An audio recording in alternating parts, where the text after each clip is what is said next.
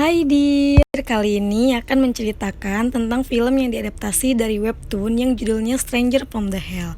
Drama ini bergenre thriller dengan 10 episode. Di sini gue bakal ceritain secara singkat per episode biar dapet feel yang menegangkan. Film ini menceritakan pemuda yang bernama Jungwoo yang merantau ke kota Seoul. Awal kedatangan Jungwoo sudah dibuat apes, laptop miliknya pecah karena tasnya jatuh tersenggol oleh orang lain. Ketika mau minta pertanggungjawaban, orang tersebut sudah hilang. Akhirnya terpaksa Jungwoo membetulkan laptopnya dengan menggunakan uangnya sendiri. Dengan mengeluarkan uang sebesar $180. Setelah membenarkan laptopnya, Jungwoo melanjutkan tujuannya, yaitu mencari kos-kosan.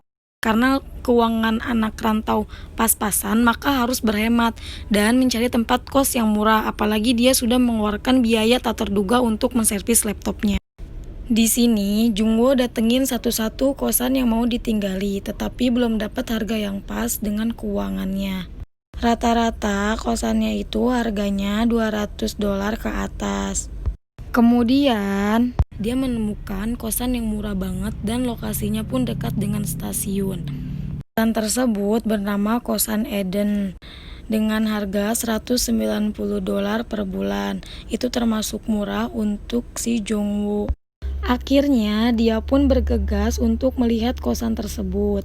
Dan tak disangka kosan tersebut letaknya di paling ujung dan cukup membuat lelah dan hampir ngebuat nyerah si Jungwoo. Kemudian sampai juga dia di gedung Eden dan bertemu dengan ibu kos. Dia diberi kamar nomor 303. Ibu kos menjelaskan bahwa harga kos ini murah karena akan ada penataan ulang kota dan fasilitas di sini juga bagus. Dan dia juga menyediakan telur gratis demi kesehatan penghuni di Eden.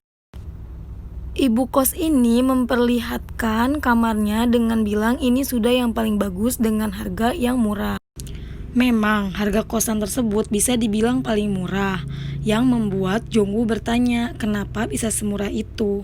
Lalu si ibu kos berkata jujur kalau kamar ini penghuninya bunuh diri, tapi bukan di kamar ini. Jungwoo pun mempercayainya. Di sini adalah awal perlakuan gak enak yang dirasakan oleh Jungwoo, yaitu disenggol oleh salah satu penghuni kos. Perlakuan tersebut dibela oleh ibu kos dan katanya bapak itu sebentar lagi akan pindah. Setelah mempertimbangkan, akhirnya Jungwoo setuju tinggal di kosan Eden.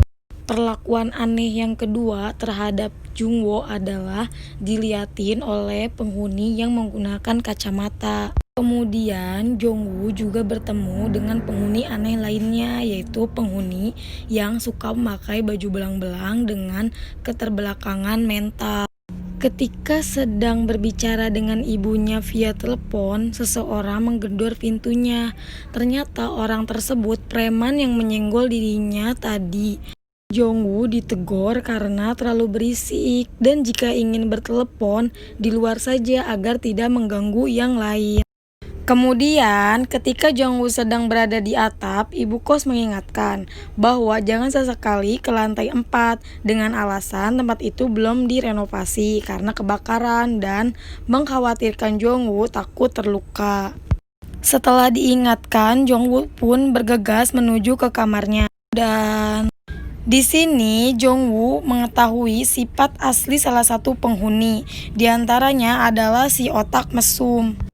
Di kosan itu pun Jungwoo mulai menulis novel yang bergenre horor dengan tokoh yang terinspirasi dari penghuni kos. Beralih ke adegan penghuni kos yang pakai baju belang yang sifatnya keterbelakangan mental. Dari adegan ini gue curiga bahwa si pria baju belang ini suka membunuh kucing. Kemudian pria baju belang itu bertemu seorang pria yang kita belum tahu profesinya apa. Sepertinya mereka juga satu kos. Di sini kelihatan banget kalau pria baju belang itu sangat patuh terhadap pria itu. Siang itu Jungwoo sedang istirahat di kamarnya. Lalu ia terbangun karena merasa terganggu. Di lantai 4 atau di lantai atas begitu berisik. Padahal ibu kos bilang lantai 4 itu kosong. Karena kepo, si Jongwoo langsung mau ngecek ke lantai 4. Perjalanan ke tangga, malah tangannya itu kena permen karet ulah si penghuni yang mesum. Lalu ketika sudah sampai dan mau buka pintunya, malah dikagetkan oleh pistol-pistolan punya si pria baju belang. Pria baju belang itu berkata bahwa di lantai 4 tidak berpenghuni, dan kalau ada suara berarti ada hantunya. Akhirnya Jongwoo pun tidak langsung membuka pintu menuju ke lantai 4 itu. Padahal kalau dibuka dia bisa tahu bahwa apa yang dilakukan mereka berdua tadi itu sedang menyiksa korban. Tapi di episode ini belum dikasih tahu korbannya itu siapa. Pada akhirnya warga sekitar mulai gak nyaman karena banyak bangkai kucing. Sehingga salah satu warga ada yang melaporkan kepada polisi. Hanya polisi wanita yang mau menanganinya, karena bagaimanapun dari kejadian 3 bulan yang lalu, adanya kejadian pembunuhan, awalnya terlebih dahulu kucing-kucing yang mati dulu. Sedangkan polisi pria tidak mau menanganinya, karena menurutnya kasus seperti itu ditangani oleh pihak kebersihan. Polwan tersebut tetap mau menginvestigasi dan meyakinkan temannya dengan mengatakan menurut penelitian pembunuh berantai pernah menyiksa hewan dan psikopat tidak pernah bisa memelihara hewan. Tapi tetap temannya menganggap remeh kasus tersebut dan masih banyak kasus-kasus lainnya yang mesti ditangani. Pada malam hari, Jongwoo bertemu dengan kakak kelasnya yang akan mengangkatnya menjadi karyawan. Cuman obrolan mereka kurang asik yang membuat Jongwoo muak dengan lagaknya yang selalu meremehkan Jongwoo. Kemudian ketika mereka mau pulang, di luar ada yang sedang berkelahi. Kakak kelasnya sudah mengingatkan jangan mencampuri urusan orang lain. Tetapi seketika Jongwoo teringat kejadian pada saat hamil. Nggak begitu ngerti di sini, tapi kemudian Jongwoo pun langsung melerai perkelahian itu. Lalu di sini letak kekripiannya. Masa ternyata selama ini kamar Jongwoo diawasi dari bolongan kecil. Waktu Jongwoo mandi ada keanehan dari si pria baju belang.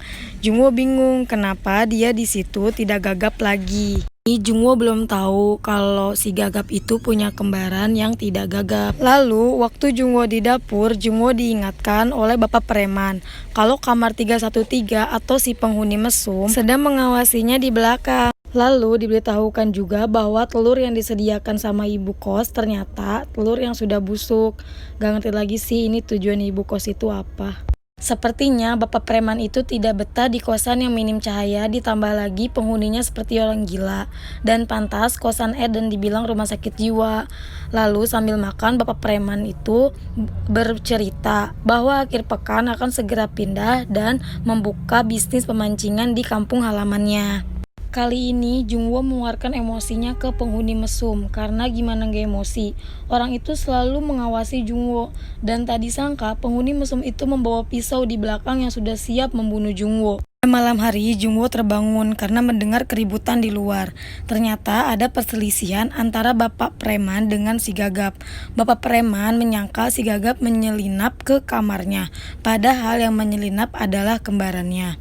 Ketika preman itu mau menghajar si Gagap, langsung ditahan oleh penghuni yang berponi terbelah, yang mukanya dingin, seram, dan begitu deh. Sebut aja si mata belo sesuai dengan di webtoon. Film pun bersambung di sini dan Jongwoo sadar kalau tempat ini adalah neraka. Kalau mau tahu jalan cerita selanjutnya, jangan lupa like, comment, and subscribe.